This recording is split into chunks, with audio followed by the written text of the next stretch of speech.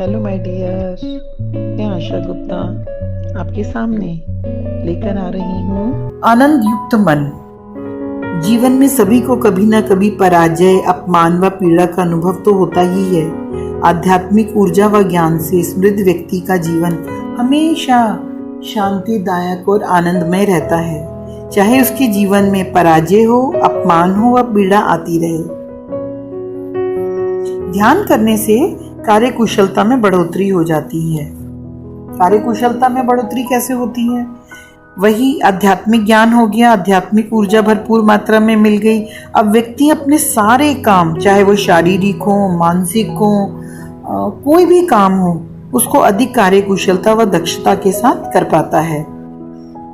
नींद के लिए उसे कम समय की आवश्यकता होने लगती है, क्योंकि ध्यान के दौरान प्रचुर मात्रा में आध्यात्मिक ऊर्जा प्राप्त होती है, जबकि नींद द्वारा हमें उसका एक छोटा सा अंश मिल पाता है। अगर हम आधे ही घंटे ध्यान करते हैं तो उससे मिलने वाली ऊर्जा 6 घंटे की गहरी नींद से प्राप्त होने वाली ऊर्जा के बराबर होती है। इससे हमारे शरीर को उतना ही विश्राम व मन को उतनी ही शक्ति मिल जाती है। गुणात्मक संबंध। आध्यात्मिक बुद्धिमत्ता का अभाव ही एक कारण है जिसके स्वरूप हमारे पारस्परिक संबंध अपरिपूरित होते हैं।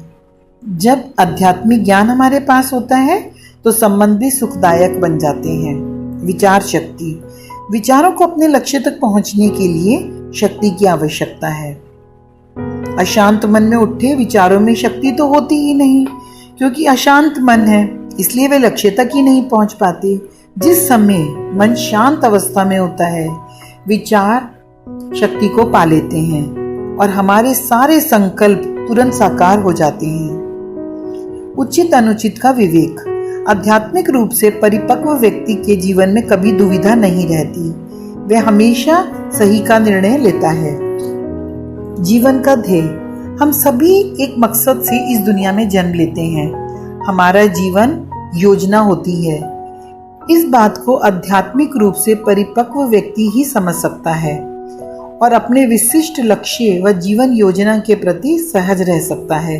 पत्री जी कहते हैं कि ध्यान के दौरान आत्मा आध्यात्मिक अज्ञान के अपने कुकून को तोड़कर बाहर निकलाती है और अधिक ध्यान करने पर नए अनुभव होने लगते हैं और इस ब्रह्मांड की असीम सच्चाई समझ में आने लगती है।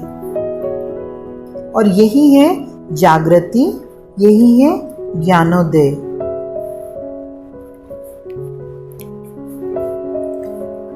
अब हम बात करेंगे ध्यान कौन कर सकता है। कोई भी व्यक्ति ध्यान कर सकता है। यह एक महत्वपूर्ण अभ्यास है जो सबके लिए है, बच्चे, युवा, वयस्क, सभी के लिए। वास्तव में बच्चे तो बड़ों से बहुत जल्दी और आसानी से ध्यान को अपना लेते हैं, क्योंकि वे सरल हृदय होते हैं। ध्यान में बैठते ही वे आसानी से एकाग्रता को भी पा लेते हैं।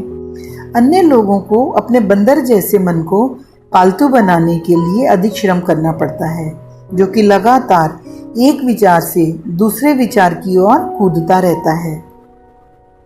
अतः जाति, धर्म, रंग और संप्रदाय का विचार किए बिना कोई भी व्यक्ति इस कला का अभ्यास अपनी इच्छानुसार कभी भी कर सकता है।